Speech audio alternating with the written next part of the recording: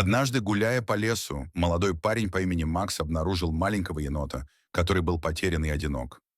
Макс сразу почувствовал симпатию к этому милому созданию и решил забрать его с собой.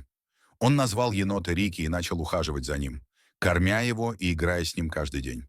Рики быстро стал членом семьи Макса и вскоре стал его верным другом. С годами Рики вырос в большого и сильного енота, но он всегда оставался преданным Максу. Они вместе исследовали леса, играли в прятки и проводили веселые вечера у костра.